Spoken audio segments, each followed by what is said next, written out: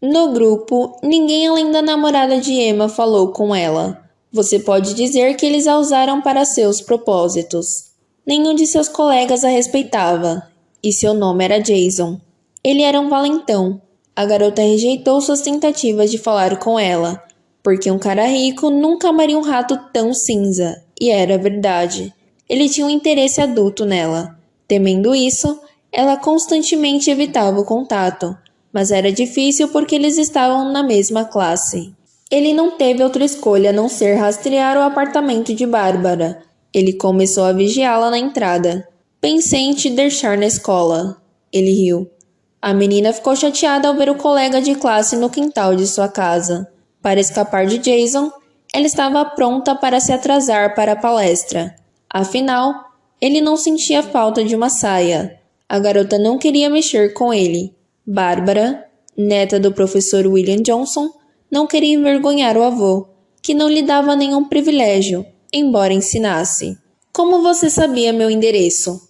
Ela ficou indignada com esse comportamento, mas Jason continuou a argumentar que se importava com ela e tinha os sentimentos mais sinceros e calorosos por ela. Ouça-me, Jason. Eu sei que você não perdeu uma saia em nosso departamento, ou talvez apenas as tenha colecionado, mas isso não é da minha conta. Seus olhos estavam cheios de medo e raiva ao dizer essas palavras. Pobre Bárbara, se ela soubesse o que está passando. Nesse momento, o professor continuou a palestrar em voz baixa e monótona. Sua atenção foi atraída para o fato de que metade da plateia estava ausente. Não havia Bárbara. Uma batida na porta interrompeu o professor. Desculpa, estou atrasada. A voz severa do homem mais velho. Por quê? A menina estava com medo porque nunca havia acontecido antes. Ela sempre seguia instruções rígidas e seu avô estava sentado na frente dela. Eu dormi demais, disse Bárbara timidamente. Da próxima vez coloque o alarme. Você recebe 2 perguntas adicionais no papel como punição. A classe riu. O quieto veio. Os meninos imediatamente começaram a fazer piadas bobas. Eles não pararam, embora ela fosse a garota mais bonita de sua classe. Ela tinha a única amiga do departamento, Emma, que sempre vinha em seu socorro. Todo mundo não gostava dela porque ela era a neta do professor mais famoso. Seu pai e sua mãe morreram anos atrás.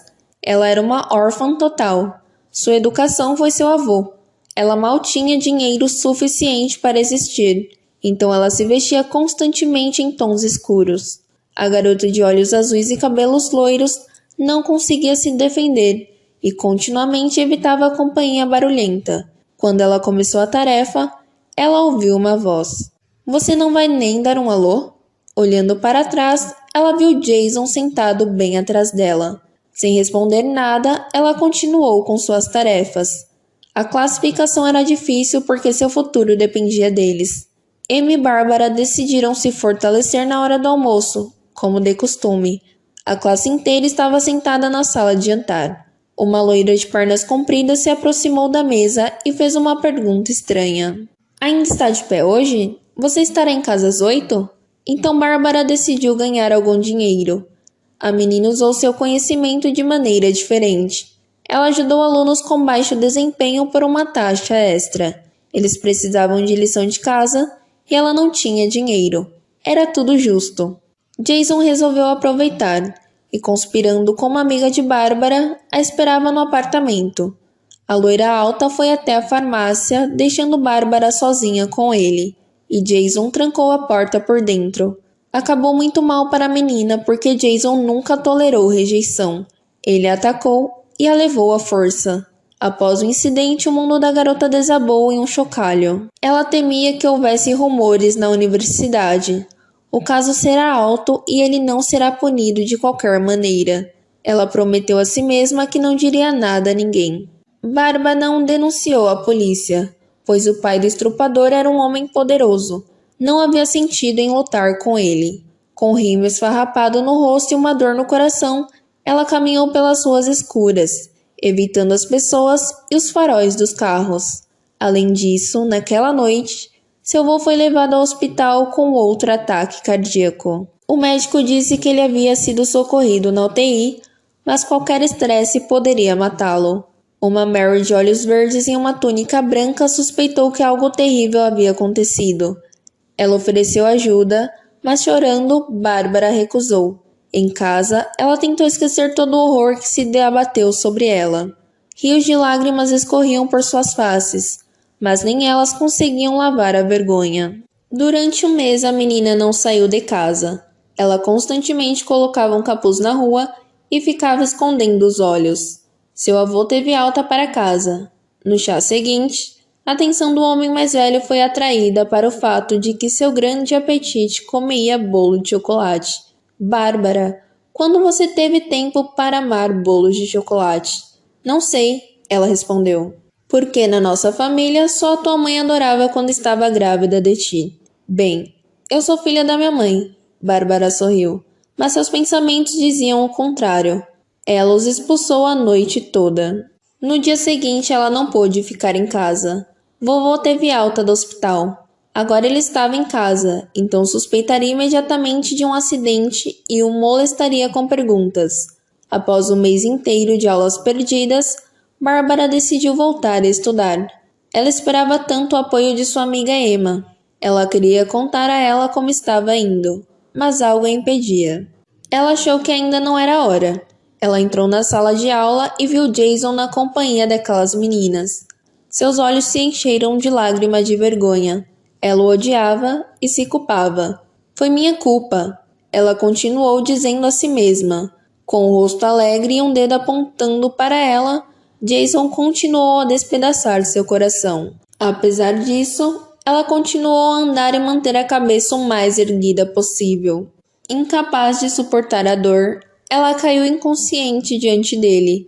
Um mês depois, descobriu-se que Bárbara estava grávida. Ela tentou fazer um aborto, mas os médicos não aconselharam a fazer isso por causa do fator riso. No futuro, pode haver a possibilidade de não ter filhos. Bárbara, desesperada, não sabia o que fazer. O professor William ouviu sobre o incidente de um amigo próximo de Emma e imediatamente convenceu sua neta a não fazer nada estúpido. Ele não se importava com os detalhes e estava feliz por Bárbara ter um bebê. Quando a mãe da menina morreu no parto, foi por causa das consequências de um aborto mal sucedido que seu pai a forçou quando jovem.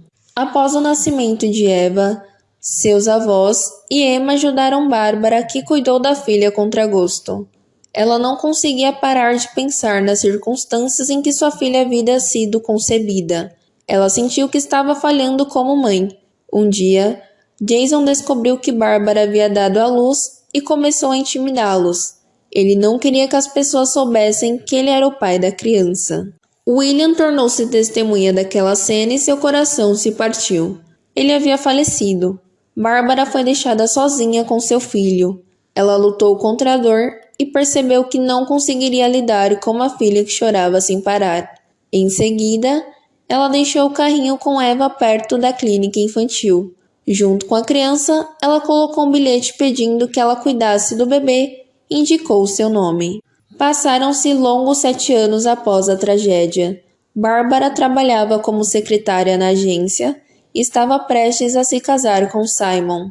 O homem estava com pressa com o casamento, mas Bárbara constantemente protelava o processo. O homem sentiu que uma parede de concreto havia crescido entre eles. A noiva estava se fechando cada vez mais contra ele a cada dia. A parede de concreto era seu passado, do qual o jovem nada sabia. Simon não imaginava que ela estava se esgueirando para ver a filha crescer. Ela ficou de olho em sua vida e deu presentes de aniversário por meio de sua melhor amiga. Emma trabalhava em uma fundação de caridade, então foi fácil para ela ver a filha de Bárbara, Eva. O destino de Eva foi milagroso. Ela foi adotada pelo chefe do fundo infantil, John e Mary Snow. Bárbara entendeu a complexidade da situação. Ela não podia simplesmente tirar sua filha dela alguns anos atrás. Para fazer isso, ela teve que pegar o bebê à força. Para não causar estresse à criança, ela teve que encontrar uma saída. A mulher decidiu ser desonesta e desempenhar os papéis de psicóloga infantil e babá simultaneamente. Então ela entrou para a família e passou a morar com a filhinha sob o mesmo teto. apresentando-se como especialista em crianças. Parecia que todos os problemas haviam acabado, mas Jason apareceu do nada. O cara foi à casa de John. Ele disse que era o pai biológico da filha e pediu uma quantia substancial de dinheiro para se livrar de sua mãe biológica. Mary Snow percebeu que esta era a única chance de se livrar da mãe biológica de Eva de uma vez por todas. Um dia, em uma discussão, Jon Snow decidiu expulsar sua esposa de casa. Como resultado da briga, Eva soube que era sua filha adotiva. Em lágrimas, ela correu para seu quarto. Um pai desesperado fez de tudo para que a jovem soubesse que a amava loucamente. Mary não conseguia entender por que seu marido permitira que Bárbara entrasse em casa e a tratasse tão bem porque ela era uma empregada. Não havia fim para seu ciúme. Ela temia que Bárbara levasse seu marido embora. Uma noite, chegou uma mensagem no telefone de Bárbara com o endereço. Ela dirigiu até lá sem diminuir a velocidade.